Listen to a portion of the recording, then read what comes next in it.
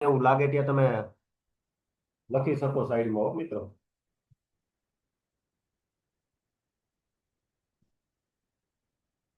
ચાલો હવે ચાલો ફર્સ્ટ ઓફ ઓલ આપણે ડેફિનેશન જોઈ હતી. બરોબર. 3 થી 4 માર્કમાં મેં વાત કરી હતી એમ. બરોબર. કંટ્રોલ સિસ્ટમની જોઈ હતી. પછી આપણે આ બધી ક્લાસિફિકેશન ઓફ કંટ્રોલ સિસ્ટમ, 5 પ્રકારની જે કંટ્રોલ સિસ્ટમ છે એમાં આપણે ઓપન લૂપ અને ક્લોઝ લૂપ કંટ્રોલ સિસ્ટમ આપણે જોઈ. બરોબર. બાકીની જે સિસ્ટમ છે એ આજે લેક્ચરમાં આપણે જેટલી લેવાય એટલી કવર થાય એટલી કરીએ. બરોબર. એક લેવાય તો એક કરીએ કવર. બરોબર. પણ આપણે ધીમે ધીમે ચાલુ કરવાનું છે. બરોબર. એક સાથે ખવડાવી નથી દેવું તમને મારે. બરોબર. આપણે બધું યાદ પણ રહેવું જોઈએ. એટલા માટે એક એક ટોપિક કરાવું તમને, કે તમને પ્રોબ્લેમ ના થાય. બરોબર. Open loop close loop control system, I hope કે હવે તમને એમાં કઈ પ્રોબ્લેમ નહીં હોય. બરોબર. ડિફરન્સ પણ કરાવી દીધા. ડિફરન્સ યાદ રાખી લેજો મિત્રો. 7 માર્કનો ક્વેશ્ચન પૂછાણો હોય તો આ 11 અથવા તો 10, આ જે પણ કઈ ડિફરન્સ છે એ લખીને આવજો મિત્રો. બરોબર. 4 માર્કનો ક્વેશ્ચન પૂછાણો હોય તો 7-8 ક્વેશ્ચન ટોપિક લખીને આવવાના આપણે. બરોબર. 7-8 પોઈન્ટ લખીને આવવાના. ચાલો હવે વાત કરીએ types of close loop control system. બરોબર. આપણે ક્લાસિફિકેશન ઓફ કંટ્રોલ સિસ્ટમ જોઈએ મિત્રો. બરોબર. એમાં આપણે ક્લોઝ લૂપ કંટ્રોલ સિસ્ટમ ભણ્યા, ઓપન લૂપ કંટ્રોલ સિસ્ટમ ને ક્લોઝ લૂપ કંટ્રોલ સિસ્ટમ. બરોબર. હવે ક્લોઝ લૂપના બે ટાઈપ છે મિત્રો. બરોબર. આપણે આમાં ડિટેલ્સમાં ઉતરવું નથી, પણ તમને ખાલી ખ્યાલ રહે, ધ્યાન રહે એટલા માટે તમને ખાલી કહી દઉં છું કે ક્લોઝ લૂપના બે પ્રકારો છે. તો ક્યાં ક્યાં બે પ્રકારો છે? તો પોઝિટિવ ફીડબેક ને નેગેટિવ ફીડબેક. બરોબર. હવે તમને હવે યાદ રહી જવું જોઈએ કે ફીડબેક શેમાં આવે છે, તો કે ક્લોઝ લૂપ કંટ્રોલ સિસ્ટમમાં. બરોબર. ઓપન લૂપ કંટ્રોલ સિસ્ટમમાં તો કઈ ફીડબેક આવતો નથી.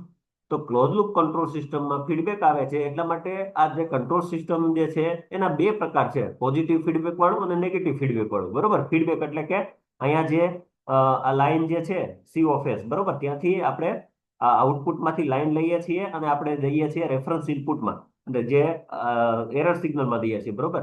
એરર સિગ્નલ શું છે? તો એ રેફરન્સ ઇનપુટ અને આ ફીડબેક સિગ્નલ છે. બરોબર. એનું બેયનું જે સમેશન થાય છે, બરોબર, એ ભેગા થાય છે અને કહેવામાં આવે છે કે એરર સિગ્નલ. બરોબર. ડન છે મિત્રો. તો પોઝિટિવ ફીડબેક ને નેગેટિવ ફીડબેક, હવે ડિફરન્સ શું છે પોઝિટિવ અને નેગેટિવમાં? તો કે મિત્રો ખાસ યાદ રાખજો, પોઝિટિવ ફીડબેક જ્યાં હશે, બરોબર, ત્યાં બંને પ્લસ સાઇન હશે. બરોબર. કોના કોના પ્લસ સાઇન હશે? તો કે અહીંયાથી આપણે રેફરન્સ ઇનપુટ આવે છે એનું સાઇન પ્લસ હશે, અને અહીંયાથી ફીડબેક સિગ્નલ આવે છે એનું સાઇન પણ પ્લસ હશે, એટલે કે પોઝિટિવ હશે. બરોબર. તો બંને પોઝિટિવ હશે ત્યારે શું હશે? તો કે પોઝિટિવ ફીડબેક હશે. બરોબર. અને જેનું ઇક્વેશન શું થાય છે? તો કે t is equal to g by one one sorry 1 - g(f)। બરોબર. તો કે આ જી શું છે? તો કે સિસ્ટમનો ગેન છે. બરોબર. સિસ્ટમનો ગેન છે. અને એચ શું છે? તો કે ફીડબેક છે. બરોબર. અને આને જીએસ ને સાથે મારે વાંચવું હોય તો હું એમ કહી શકું કે સિસ્ટમનો ગેન છે. બરોબર. સિસ્ટમનો ફીડબેક સાથેનો ગેન છે એવું હું કહી શકું. બરોબર. તો આ એનું ઇક્વેશન છે મિત્રો પોઝિટિવ ફીડબેકનું. બરોબર. આમાં દર્શાવ્યું છે કે ટી એટલે શું થાય? તો કે આપણે transfer function overall gain positive feedback control સિસ્ટમમાં ટી વડે દર્શાવવામાં આવે, જી ને આપણે ગેઇન વડે દર્શાવવામાં આવે છે. બરોબર. ઓપન લૂપ ગેઇન, અને એચ ને આપણે ફીડબેક પાથ તરીકે આપણે ગણીએ છીએ. બરોબર. પછી છે મિત્રો નેગેટિવ ફીડબેક. બરોબર. તો નેગેટિવ ફીડબેકની મેં તમને વાત કરી કે અહીંયા પોઝિટિવની વાત કરી, પ્લસ પ્લસ આવતું હતું. બરોબર. નેગેટિવમાં શું છે મિત્રો? કે ફીડબેક જે છે એ મારો નેગેટિવ છે. બરોબર. અહીંયાથી જે આવે છે, બરોબર, અહીંયાથી સી ઓફ એસ માંથી જે પણ આવે છે, બરોબર, આઉટપુટ, એવું ક્યાં જાય છે? તો કે અહીંયા આવે એરર સિગ્નલમાં. બરોબર. અને એરર સિગ્નલ જે છે એ શું છે? નેગેટિવ. એટલા માટે નેગેટિવ ફીડબેક છે. બરોબર. તો માઇનસ ઓર પ્લસ આ તમને ઘણી બધી જગ્યાએ જોવા મળશે. આપણે મોસ્ટ ઓફ યુઝ કરીએ છીએ નેગેટિવ ફીડબેકનો. બરોબર. અને જેનું ઇક્વેશન શું બને છે મિત્રો? ટી ઇઝ ઇક્વલ ટુ જીના છેદમાં 1 + g(h).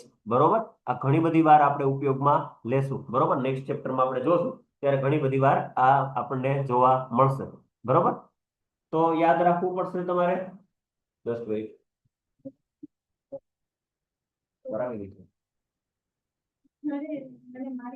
ઓકે, તમારે જોઈએ ક્યારે કરાવો? 2 મહિના પહેલા કેન્સલ હતો નામ નંબર દઈ દઈએ તમને જો પછી લખી દઉં ને તમને બોલાવું. હું આ જામનગર જાઉં છું, જામનગરથી છું. એવું છે. એક કોઈ સર હતા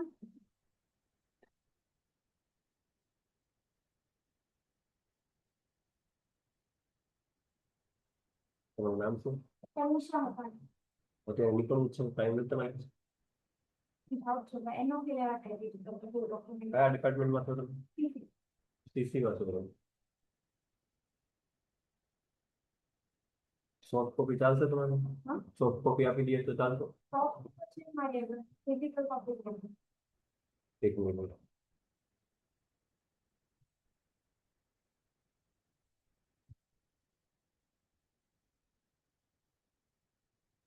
એ સર ઓલા થેલેસેમિયાના રિપોર્ટ જે છે ફિઝિકલ આપણી પાસે પડ્યા છે કે?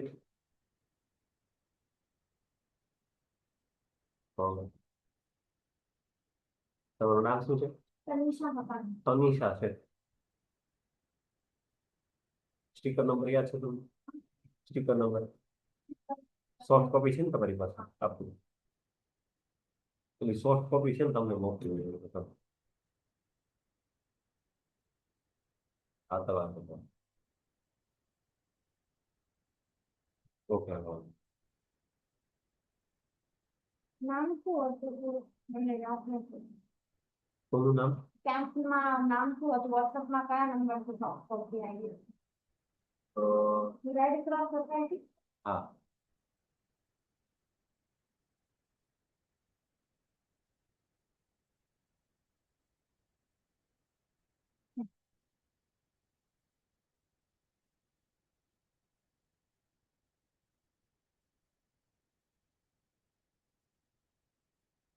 તો નહીં મળે ને, સર કીધું ગોતું છું, નહીં મળે ને તો તમને છે ને અમદાવાદથી મંગાવી દેશે. બરોબર?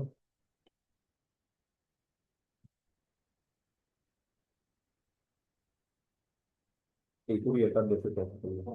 બરોબર? Thank you. આજે મારી ફ્રેન્ડ ની છે રાજેશ્વરી બાબુ, એની બાકી પૂછવા છે. એને ફોટો મને મોકલી દેજો તો. નંબર લઈ લે મારે.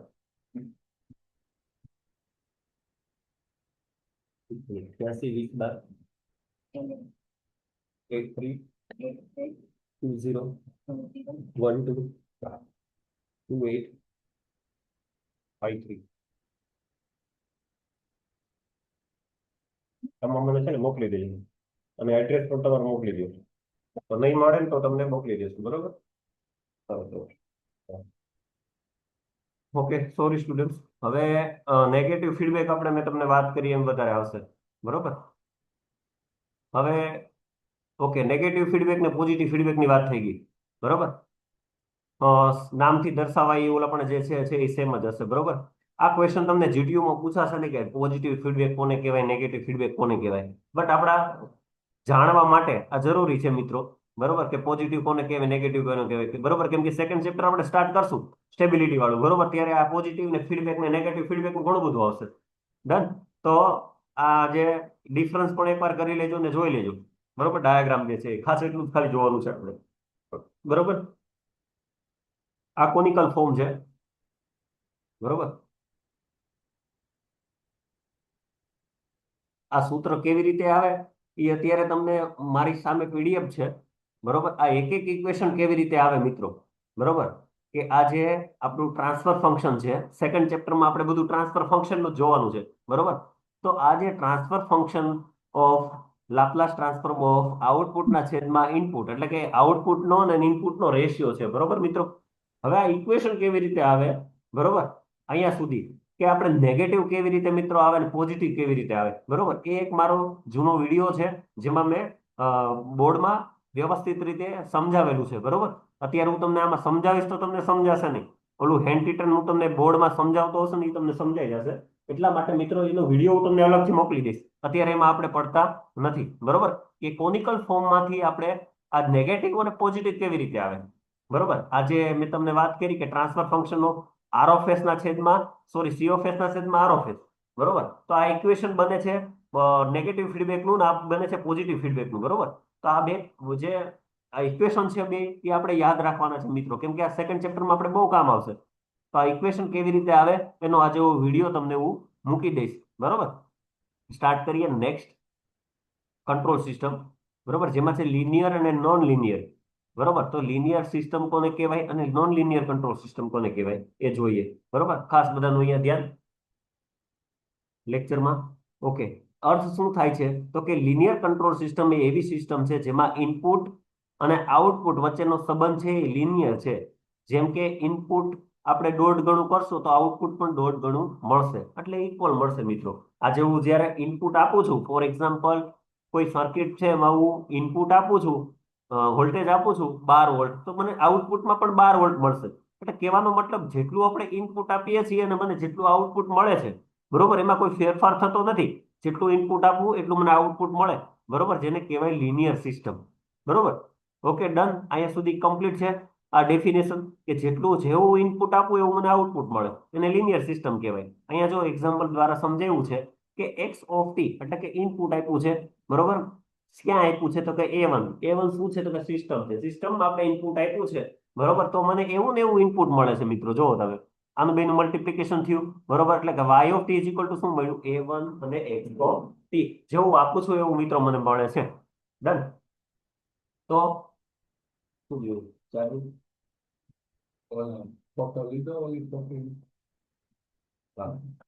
ઓકે, પછી નેક્સ્ટ પણ ઈ જ છે મિત્રો, કે હું જેવું ઇનપુટ આપું છું એવું મને આઉટપુટ મળે છે. બરાબર, ડન. ઓકે, ઉદાહરણ તરીકે રજિસ્ટર છે, કેપેસિટર છે, ઇન્ડક્ટર છે, બરોબર, અને એમ્પ્લીફાયર સર્કિટ છે. આ લિનિયરમાં બધા આવે છે મિત્રો. બરોબર. હવે નોન લિનિયરની વાત કરીએ તો નોન લિનિયરમાં મિત્રો, નોન લિનિયર સિસ્ટમ એવી છે જેમાં આપણે ઇનપુટ આપીએ છીએ અને ઇનપુટ આપીએ છીએ, બરોબર, અને આઉટપુટ છે એ અનિયમિત છે. બરોબર, એટલે કે જેવું ઇનપુટ આપું છું તો આઉટપુટમાં મને ચેન્જીસ કંઈક મળતો હોય, એને નોન લિનિયર સિસ્ટમ કહેવામાં આવે છે. આ વસ્તુ ભૂલાય નહીં, લિનિયર અને નોન લિનિયર મિત્રો. ખાસ એના એક્ઝામ્પલ પણ આપણે યાદ રાખવા પડશે કે ડાયોડ, ટ્રાન્ઝિસ્ટર છે, ઇલેક્ટ્રોનિક સ્વિચ છે, બરોબર, ઓકે, જે લિનિયર છે, બરોબર, એ ઇનપુટ આપું છું એવું મને આઉટપુટ મળે છે ને લિનિયર કહેવાય, અને આ ઇનપુટ આપું છું ને મને આઉટપુટમાં કઈ ચેન્જ મળે છે ને નોન લિનિયર સિસ્ટમ કહેવાય મિત્રો. બરોબર. નેક્સ્ટ છે ટાઈમ વેરિયન્ટ અને ટાઈમ ઇનવેરિયન્ટ સિસ્ટમ. બરોબર. હવે જ્યારે સમય સાથે સિસ્ટમ બદલાય છે, એ સિસ્ટમનું વર્તન સમય પર નિર્ભર રાખે છે, એટલે કે ટાઈમ ઉપર રાખે છે. એટલા માટે જ એને ટાઈમ વેરિયન્ટ સિસ્ટમ કીધી છે. બરોબર. જે સિસ્ટમ સમય સાથે બદલાય, ટાઈમ સાથે વેરી થાય, એને ટાઈમ વેરિયન્ટ સિસ્ટમ મિત્રો કહેવામાં આવે છે. બરોબર, એના નામ ઉપરથી જ આપણને ખબર પડી જવી જોઈએ કે ટાઈમ વેરિયન્ટ એટલે કે ટાઈમ સાથે જે ચેન્જ થાય, ટાઈમ સાથે જે બદલાય, એ સિસ્ટમને શું કહેવામાં આવે છે તો કે ટાઈમ વેરિયન્ટ સિસ્ટમ કહેવામાં આવે છે. બરોબર. આ ક્લિયર ટાઈમ વેરિયન્ટ સિસ્ટમ. જ્યારે કોઈ કંટ્રોલ સિસ્ટમના મેથેમેટિકલ મોડેલ અથવા તો પેરામીટર પરિણામો છે એ સમય સાથે બદલાય છે, ત્યારે સિસ્ટમ ટાઈમ વેરિયન્ટ સિસ્ટમ કહેવામાં આવે છે મિત્રો. બરોબર. ફોર એક્ઝામ્પલ અહીં જો એક્ઝામ્પલ આપ્યું છે એક્સ ઓફ ટી, બરોબર, કોઈ સિસ્ટમમાં જશે, પછી મને આઉટપુટ મળશે, એમાં કોઈ પણ કઈ પ્રકારનો ડિલે આવે છે, બરોબર મિત્રો, તો શું આવશે તો કે ડિલે આવે ત્યારે ટી માઇનસ ટી આવે. બરોબર. તો જેવું મેં ઇનપુટ આપ્યું તેવું મને આઉટપુટ મળતું નથી, કાંઈક ચેન્જ થાય છે, કેમ કે ડિલે આવ્યો એટલા માટે. બરોબર, એટલા માટે આ ટાઈમ વેરિયન્ટ કહેવામાં આવે છે, કે સમય સાથે બદલાય છે, બરોબર, એને કહેવામાં આવે છે ટાઈમ વેરિયન્ટ, ટાઈમ સાથે ચેન્જ થાય છે એટલા માટે. ટાઈમ ઇનવેરિયન્ટ સિસ્ટમ મિત્રો. તો ટાઈમ ઇનવેરિયન્ટ સિસ્ટમ એને કહેવામાં આવે છે કે સિસ્ટમના ગુણધર્મો બદલાતા નથી. બરોબર.